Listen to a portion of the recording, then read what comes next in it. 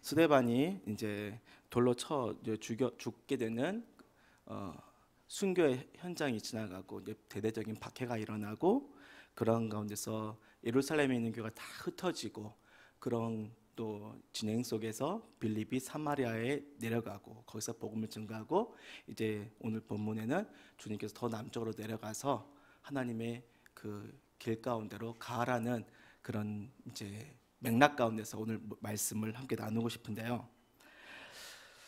우리 인생이 매번 내 계획이 실패되고 당황스러운 상황을 많이 맞이하죠. 그것은 우리 모두 원치 않는 삶입니다. 오늘은 내가 그 원치 않는 그 삶과 계획을 그쪽으로 틀어주시는 주님의 음모를 깨닫고 인정하는 시간이 되었으면 좋겠습니다. 그러면 주님이 나를 향한 어떠한 음모를 지금 준비하고 계시고 진행하고 계시는지 우리가 그것을 인정하기 위해서는 먼저 주의 계획이 어디에 있는지를 알아야 되겠죠. 먼저 주님의 계획부터 우리가 함께 살펴보았으면 좋겠습니다. 모든 인간의 역사는 주님의 계획의 일부임을 여러분들 아십니까? 오늘 내가 준비하고 실행했던 모든 삶, 그 삶의 작은 계획마저도 또 내 자녀의 미래, 그리고 한국 땅의 정세, 과거와 현재 미래를 관통하는 인간의 모든 역사가 다 주님의 계획 가운데 있습니다. 그런데요, 이러한 하나님의 계획은 하나의 일관적인 프레임을 가지고 있어요. 그것은 창세기 1장 28절에 하나님께서 말씀하신 생육하고 번성하여 땅에 충만하고 정복하고 다스리라, 이 말씀으로부터 이제 모든 프레임이 일관적으로 하나님의 계획이 움직여 가시는 거죠. 같이 한번 해볼까요? 잠도 깰 겸. 생육하고 번성하여 땅에 충만하고 땅을 정복하고 다스리라. 그것이 하나님께서 우리에게 최초 아담에게, 사람들에게 주신 하나님의 명령이었습니다. 주님이 우리 이 인생에 원하시는 건 생육하고 번성하고 충만하고 정복하고 다스리라는 것이죠. 그래서 결혼 안 하는 것보다는 결혼하는 것이 좋고, 아기를 안 낳는 것보다는 낳는 것이 하나님의 뜻에 더 부합되지 않을까 생각해 볼 수 있습니다. 때로는 결혼 안 하려고 굉장히 계획을 잘 세웠는데 실수로 눈이 맞아서 결혼을 하고 거기까지는 괜찮은데 아기를 안 낳으려고 했는데 또 실수로 아기가 생기는 경우가 혹시 있으셨는지 모르겠습니다. 저의 아들이 둘이 있는데요, 하나는 어떻든 계산을 했는데요, 두 번째 아이는 계산에 있지 않았습니다. 그래서 임신이 되어지고 난 다음에 좀 아내가 부끄러운 고백인데 많이 좀 속상했다고 하더라고요. 그래서 둘째가 가끔씩 좀 모난 행동을 하거나 좀 안쓰러운 행동을 할 때 그때 집사람이 많이 아이한테 미안하다라는 그 감정이 들더라는 것이죠. 지금은 어떻느냐? 그 아이를 생각할 수가 없는 거죠. 아이를 뺀 인생을 생각할 수가 없는 것입니다. 하나님의 말씀을 믿고 세상으로 나아가서 하나님의 나라를 확장하고 퍼뜨리는 이 모든 사역, 우리의 인생은 그렇게 만들어졌습니다.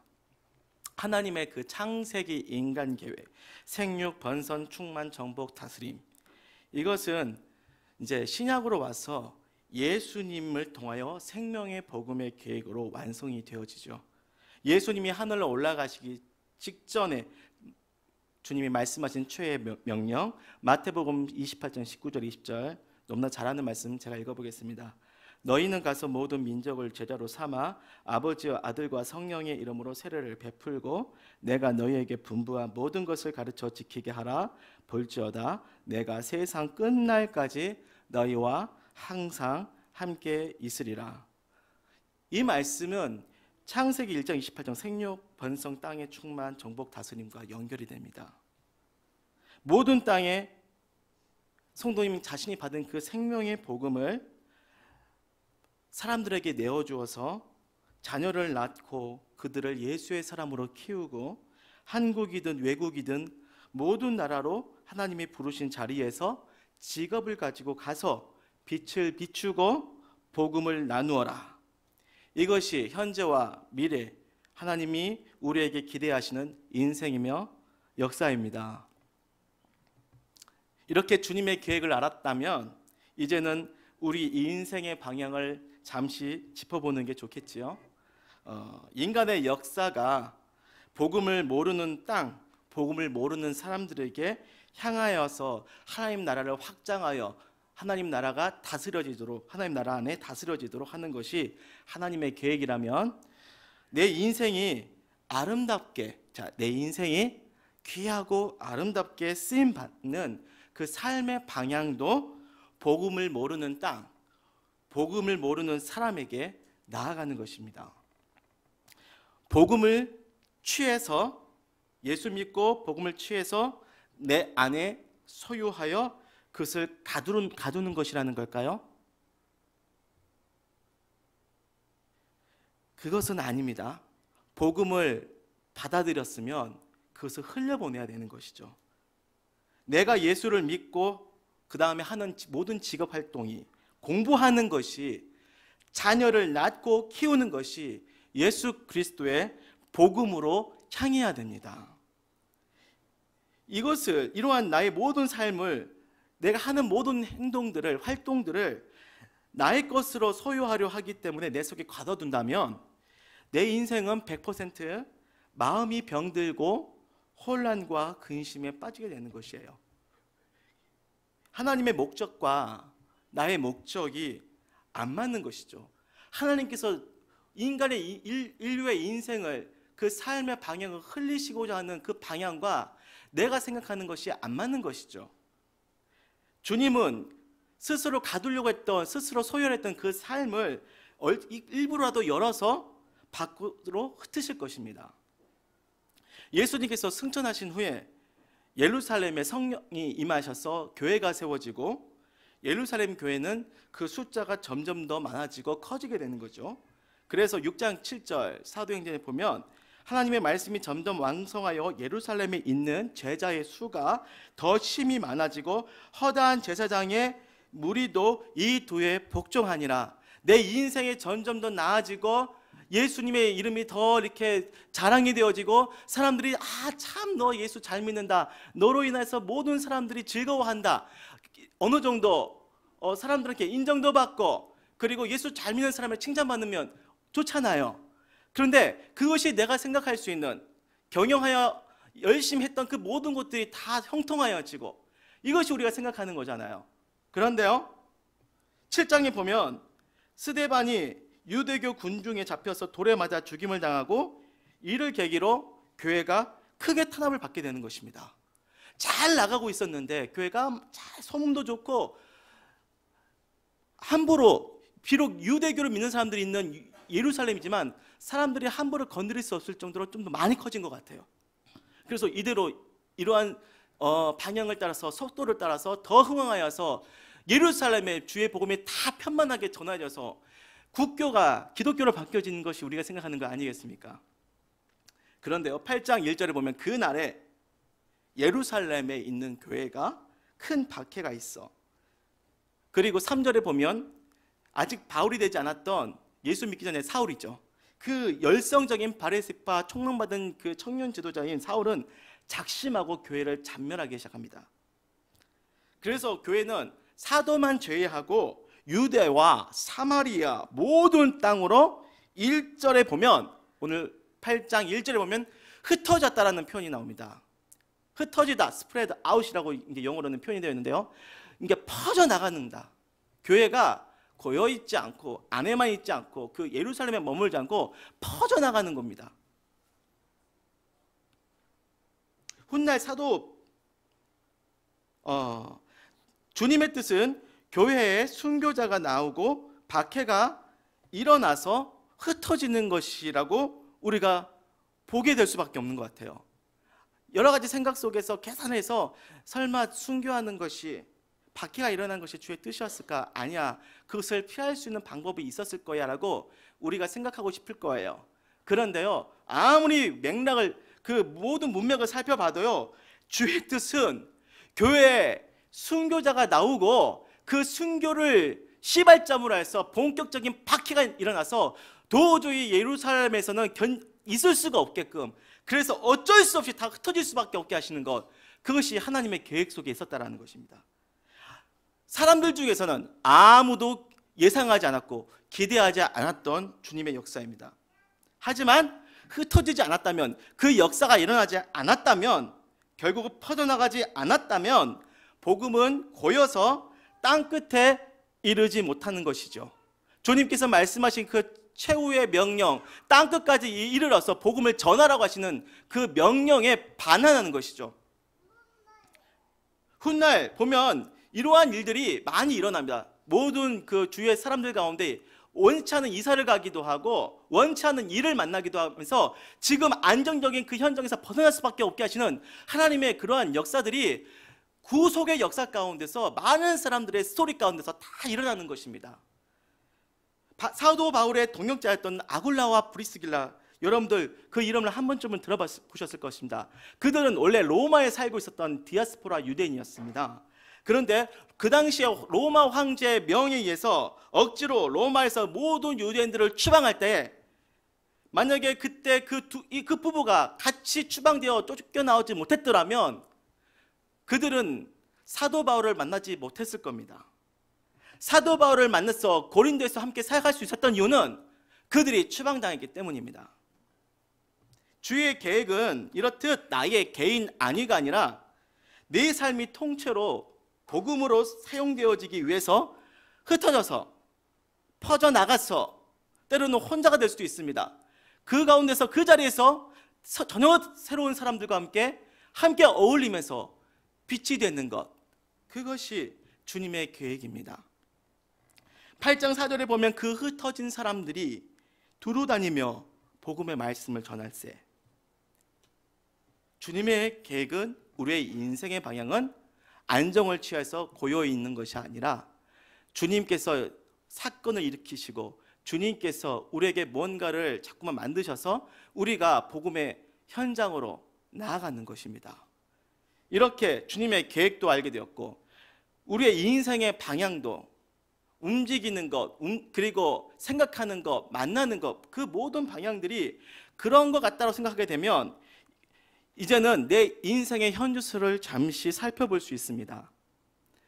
주님이 이 땅에 복음의 거대한 그러한 강물을 흘려서 저 넓고도 깊은 복음의 바다에 흘려보내시려고 하시는데, 만약에 나는 가다가 그 강물의 흐름에 가다가 강둑 옆에 작은 웅덩이를 파서 거기에 고요 있으려고 한다면 어떨 것 같습니까? 거기에 머물러서 내 것을 취하려고 하는 것이죠. 나의 인생을 살려고 하는 것이고 내가 계획했던 것을 이루려 하는 것이죠. 열심히 경영하려고 해서 나름대로 성공하고 인생을 나름대로 행복하게 살려고 노력하는 건데요. 근데요, 물은 고이면 어떻게 됩니까? 그렇죠. 썩습니다. 내 것을 아무리 취하려고 해봤자 물이 고이면 썩어서 냄새나고 그 물을 마시지 못할 것입니다. 하나도 행복하지가 않고 인생이 즐겁지가 않습니다. 내 삶은 복음의 바로 생명의 물을 바다로 흘려보내기 위해서 주님께서 나에게 그 시간을 맡겨주신 겁니다. 그것을 위해서 우리가 예수 믿었으면 바로 천국 가는 게 좋잖아요. 예수 가장 처음 믿었던 그 순간이 가장 뜨겁지 않습니까? 가장 놀랍지 않습니까? 그때 예수 믿자마자 천국 가면 얼마나 좋겠습니까? 그런데 왜 천국에 안 보내시고 예수 믿고 난 다음부터 맨날 죄 지으면서 맨날 헷갈리면서 왜 이 시간을 보내고 있는 것입니까? 목적이 있는 것입니다. 나에게 주신 그 복음의 생명의 물을 넓은 바다로 흘려서 보내어지게 하시기 위한 목적인 것이죠. 만약 내 인생에 썩은 악취가 나고 있다면 분명히 하나님께서 결국은 우리에게 성령을 통하여서 푸시하십니다. 악취가 나고 있다면 그 악취가 나고 있고 그렇게 붙잡고 있던 그것을 내려놓고 방향을 턴해서 저 거대한 복음의 강물의 흐름 방향으로 바다를 향하여 나아가라는 것입니다. 그래서 그렇게 하라고 하면 할렐루야! 이렇게 외치면 좋은데 이제 근심이 일어나죠. 부자 청년이 나를 따르라니까 근심하면서 결국 안 따라가잖아요. 내가 붙잡고 있는 것을 결코 놓을 수가 없는 것이죠. 내려놓는 것이 두려울 것 같습니까? 그것을 내려놓지 못하고 그걸 붙잡아야지 내 인생이 유지가 될 거라고 생각하십니까? 왜요? 내 인생의 계획이 망칠까 봐요. 그 두려움이 있죠. 맞습니다. 나의 계획은 망치고 하나님의 계획은 성공할 것입니다. 기도가 익숙하지 않는 삶에 있는 사람이 금요 철야 기도회에 나오는 것, 안 가던 순모임에 이제 가보려고 하는 것, 제자 훈련에 전혀 어울리지 않는 세상에 아주 찌들어 있는 내 인생인데 제자 훈련 신청한다라는 것, 친했던 지인과 만나서 맨날 세상적인 가십거리로 말을 그렇게 많이 했던 시간들이 허다한데 갑자기 인생의 의미에 대해서, 영혼의 구원자에 대해서 얘기 나누는 것, 단기 선교 가는 것, 이웃 봉사하는 것, 예수님께 크게 소리 외쳐 기도하는 것, 자, 너무 어색하고 무모하고 말도 안 되는 것으로 느껴지시나요? 안 해보셔서 그러는 것입니다. 안 해보셨어요. 중요한 것이 뭔지 아십니까? 나의 인생의 새로운 방향을 여러분 원하지 않으십니까? 나의 인생의 방향이 새롭게 달라지기를 원치 않으십니까? 그러면 이렇게 한번 질문을 다시 한번 해볼 수 있을 것 같아요. 주님, 나에게 그런 도전을 주신다면 왜 나에게 그러한 길로 내려가라 하십니까? 주님, 왜 나에게 새로운 변화로 나아가라 하십니까? 왜 나에게 그곳을 참여하라, 그곳으로 나아가라, 그 사람을 왜 만나라고 하십니까? 왜 공부하기 싫은데 공부하라고, 엄마 아빠도 공부하라는 얘기하는데 왜 나에게 공부하라 하십니까? 내가 분명히 B 직장을 선택하려고 결심 다 했는데 왜 하나님 B 직장에 대한 마음을 자꾸만 빼앗아 가시는 것입니까? 내 방식대로 아이를 키우려고 했었는데 왜 하와학교에 가라고 하시는 것입니까?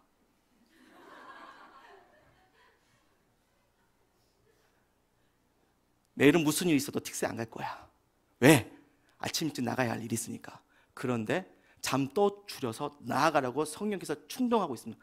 왜 그런 마음을 주셔서 사람을 곤란하게 하시는 것입니까?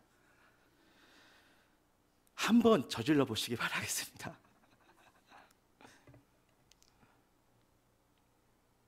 그 길에 주님이 우리의 인생에 대한 정확한 답을 그곳에서 찾게 하시고, 나를 향해 주님이 그곳에서, 그 자리에서, 그 사람과의 만남에서 주님의 계획과 주님의 임재하심이 기다리고 있기 때문이죠.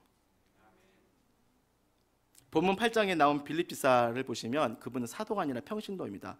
정황상 봤을 때 빌립이 사마리아에서 복음을 전했을 때 사람들이 많이 회심하니까 일부러 예루살렘 교회에서 사도들을 부릅니다. 예루살렘 교회 사도를 요청합니다. 다시 말하면 빌립이 사도가 아닐 가능성이 굉장히 높습니다.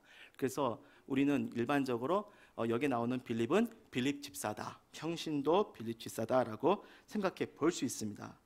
평신도인 빌립 집사는 자신의 개인 삶이 있었습니다. 가족이 있었습니다. 그는 사도로 부르심을 받지 않았습니다.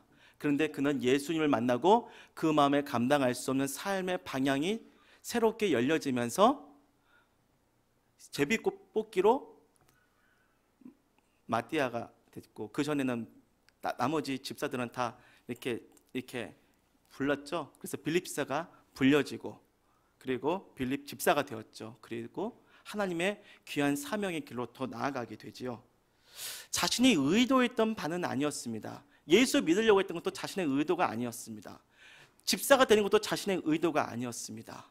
그런데 하나님께서 그를 복음의 방향으로 휩쓸어 가시면서 그는 이제는 유대인이 싫어하는 사마리아 지방까지 가게 됩니다. 근데요, 가게 되었을 때 사마리아인들이 빌립의 말을 듣습니다. 우리가 이 특세 기간에 요나에 대해서 묵상하고 있는데 그렇게 안 가고 싶어 했던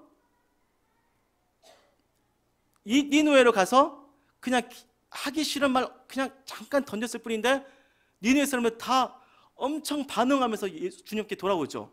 마치 그런 것처럼 느껴질 수 있는지 모르겠습니다. 빌립이 사마리아에 내가서 말을 하는데 사람들이 다 반응하는 겁니다. 그곳에서 복음에 큰 열심이 일어나는 것입니다. 그래서 급하게 예루살렘 교회에서 베드로 사도와 요한 사도를 보내어서 그들이 사마리아인들을 안수하니까 성령이 임하시는 것입니다. 이러한 복음의 역사를 여러분의 인생 가운데 경험해 보신 적 있습니까? 이 경험은요, 우리의 인생의 가장 중요한 이슈가 될 것입니다. 이 경험을 정말 사모해야 됩니다. 제가 작년 여름 단기 선교 벌써 여러 번 울고 먹었습니다. 몇 번 얘기했는지 모릅니다. 제가 확실하게 받은 것이 몇 가지가 없거든요. 제 아내 만나는 거 확실한 거 있었고요. 그리고 신대원 가는 거 피하고 싶었는데 다시 처럼 나갔다가 콕 껴가지고 와가지고 가는 것처럼 신대원에 들어간 거 확신이 있었고, 또 하나는 그 캄보디아 가서 복음을 만난 것이죠. 복음의 역사를 경험한 것이죠. 안 잊어버리려고 굉장히 노력하고 있습니다. 제가 그곳에 작년에 가서 복음을 전해보니까 그냥 말만 했을 뿐이에요. 화려한 어구로 이렇게 꼬드긴 것도 없고요, 막 이렇게 막 설득한 것도 없고요, 그냥 전한 것뿐입니다. 그런데요, 저만 전한 건 아니고요, 함께 전하였는데요, 현지 꼬맹이들과 어른들 230여 명 이상이 교회에 나오는 것을 보고 제 자신이 놀랐던 것은 제가 행복하고 기뻐했던 그 순간을 내 인생의 탑3 안에 두었다는 것입니다. 지금도 그 순간은 잊혀지지 않고요, 잊지 않으려고 노력합니다. 저의 진정한 삶의 가치와 행복과 기쁨은 복음 안에 있음을 인정하지 않을 수 없었던 주님의 일방적인 은혜였기 때문입니다. 이 사실을 인정하니까 내 삶의 모든 것이 확실해졌습니다. 여러분, 복음이 확장되며 복음이 전파되며 사람들이 반응되는 그 현장으로 한번 일부러 나아가 보시기 바랍니다. 인생의 참 의미를 깨닫게 될 것입니다. 복음의 길, 이러한 복음의 길은 언제나 우리의 예상을 벗어납니다. 전혀 상식적이지 않습니다. 그래서 우리에게 놀라운 기쁨을 주는 것입니다. 빌립이 복음을 전했으면 이제는 우리가 생각하는 계획을 한번 생각해 볼까요? 빌립이 복음을 전했어요. 사람들이 은혜를 많이 받았어요. 그러면 이제 회심한 사마리아인들을 모아다가 교회를 세우고 그리고 양육하면 될 것 같은데요, 그런데 또 빌립은 지체하지 않고 전혀 다른 곳으로 가게 됩니다. 또다시 자신의 계획을 틀어지게 되고 자신의 삶의 방향이 흩어져 나가는 것입니다. 예루살렘에서 남서쪽 70여 킬로미터 떨어진 현재 지금 이스라엘 가자지구에 해당되는 그쪽 지역 쪽으로 이어진 그 광야길이 바로 이해할 수 없는 자신에게 주어진 여정입니다. 그것도 가자지구 어디에 몇 동 몇 호에 가서 누구를 만나라는 구체적인 것이 하나도 없습니다. 그냥 행성 지점이 없이 그 가자 지역에 내려가는 그 광야길에 걸어서 쭉 내려가라는 것입니다. 만약에 내려갔는데 아무런 일이 일어나지 않으면 완전히 똥개 훈련이죠. 그런데 하나님께서 전혀 거기에 대해서 어떤 일이 일어날 것을 얘기하지 않으십니다. 그냥 내려가라는 것입니다. 빌립이 모든 사람들이 납득하기 어려운, 자신도 납득하기 어려운 광야길 여정을 감행한 이유가 한 가지가 있습니다. 본문 26절 오늘 읽은 말씀에 보면 주의 사자가 빌립에게 말하여 이르되, 주님이 말씀하셨기 때문입니다. 주님이 너 그 사람 만나라. 주님이 너 그곳에 가라. 주님이 그 일을 해라. 전혀 예상하지 않고 생각하지 않고 소원하지도 않았던 일을 자꾸만 깨닫게 하시고 기억나게 하시고 안 만나려고 했던 사람 자꾸만 마주치게 하시고 말 안 하고 싶은데 자꾸만 마주치게 하시고 그래서 자꾸만 생각나게 하시죠. 그러면 한번 기도해 보셔도 좋을 것 같아요. 하나님의 의도하심이 그 안에 있을지도 모르겠습니다. 주님이 나에게 말씀하시면 가는 거잖아요. 이렇게 주님 말씀하셨어요. 그러면 우리가 반드시 물었을 법한 질문이 하나 떠올라집니다. 오늘 제목이죠. 주님, 왜 그 길로 내려가라 하시나요?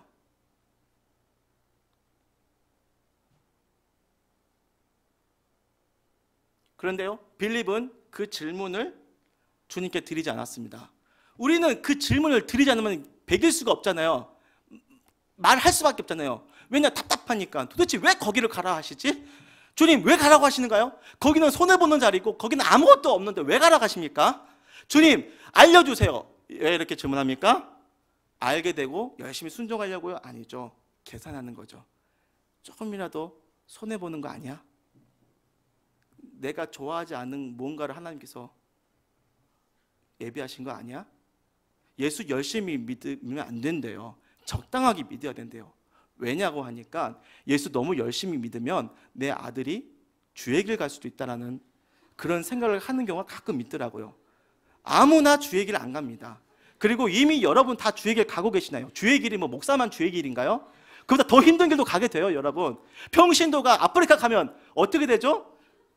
여러분, 주님의 그냥 인도하심을 그냥 인정하시고 그냥 마음을 내려놓으시면 됩니다. 가장 선하고 가장 아름다운 길을 인도하실 것입니다.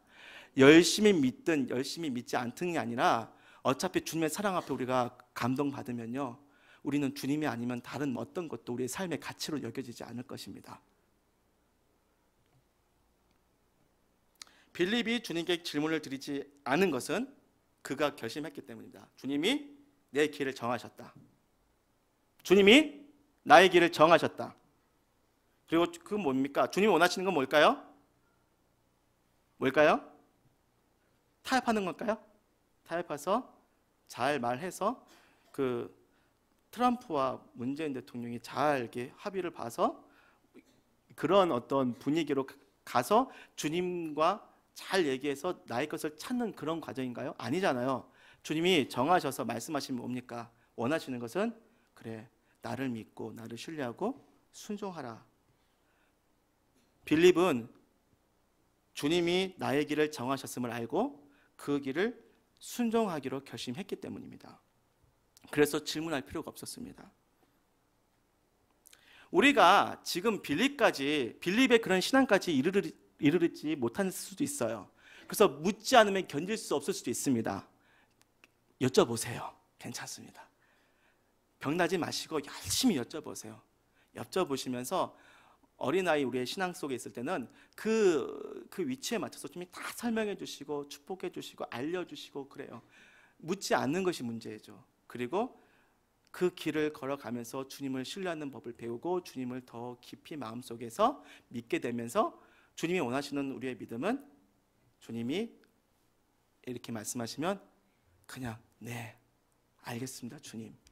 여기까지 신뢰의 그 깊은 관계로 가시기를 원하십니다. 우리가 그러한 관계가 되었으면 좋겠어요. 남편이 여러분 나를 믿으라는 얘기는 하지만 이유가 있으니까 나를 신뢰해주고 내 말대로 따라와줘. 아내가 절대 안 돼. 꼭 알려주셔야 돼요. 안 알려줄 때까지는 절대 나는 움직이지 않을 거야. 이런 마음보다는 남편이 따라올래요? 네, 남편님 하면서 따라가는 아름답죠. 남편 대신 주님이 따라올래요? 그러면 꼭 알려주세요. 아, 이건 나한테 손해보는 거야. 나 안 갈 거예요. 이러면 남편의 마음에 아픔을 주는 겁니다. 여러분, 뭐 감당하기 어려운 고백일 수 있는지 모르지만 어차피 갈 거예요. 주님이 원하시면 네, 알겠습니다 하시겠습니까? 역시 주여. 그렇게 주님의 그 길로 가셔서 인생의 진정한 기쁨과 행복을 경험하시면서 많은 사람들에게 복음의 그 그 증인으로서 사시길 바라겠습니다.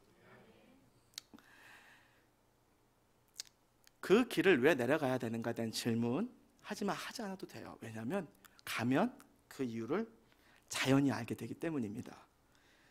그렇게 주님의 말씀을 따라서 내려가 보니까 누구를 만나죠? 에디오피아 내시를 만나고 그리고 빌립을 통하여서 그가 예수님을 영접하게 되어지죠. 우연치곤 절묘한 것은 지금의 에디오피아 땅에 예수님을 믿는 사람들이 많이 있다라고 합니다. 절묘하죠. 우리가 길을 가고 사람을 만나고 일을 하는 모든 이유는 만남을 통하여서 그 하나님의 깊은 뜻을 알게 됩니다. 우리가 주님을 만나고 그리고 또 우리를 통하여 사람들이 예수님을 만나 생명을 얻는 그 사건을 경험하셔서 머리로 헤아릴 수 없는, 그것은 나라는 그 존재의 의미, 그 존재의 의미를 성령으로 깨닫고 내가 살아갈 이유를 깊이 새기며 기쁨으로 주님이 부르신 사명을 향해 나아가시는 여러분 되기를 주님의 이름으로 축원드립니다.